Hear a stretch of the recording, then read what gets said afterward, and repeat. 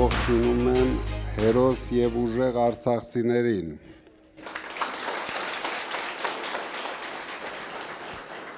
Դուք իրոք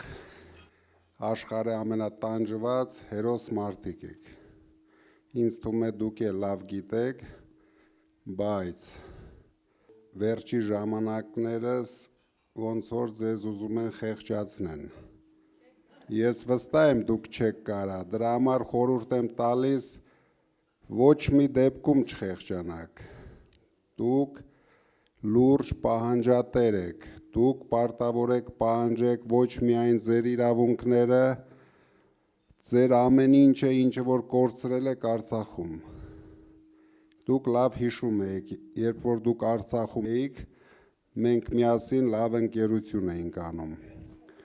Արցախը ես միշտ համարել եմ մեր երկրորդ հայրենիքը և հիշում եք, որ ամեն ինչ անում էի,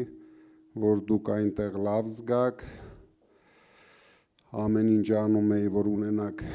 ինչ-որ չափ բարեկեցիկ կյանք, որովհետև դուք մեր ազգի առաջամարտիկներն էիք։ Ոչ միայն դուք,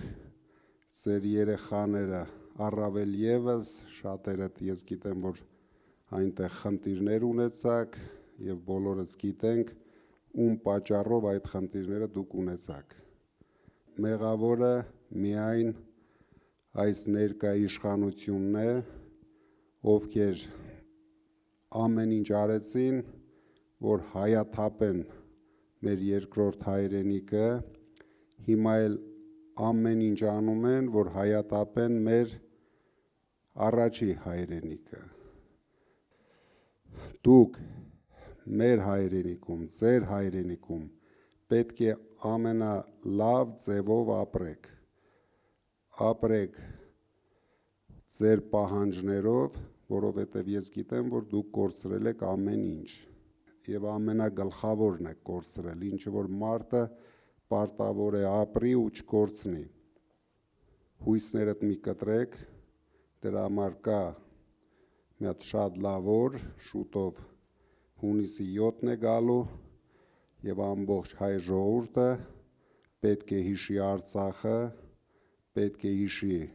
Հայաստանի իշխանություններին, քանի որ եթե չհիշեց, մենք հաջորդ Արցախն ենք ունենալու և հերթով ունենալու ենք այդպիսի Արցախներ, քանի որ դուք նույնիսկ երեկ լսեցիք,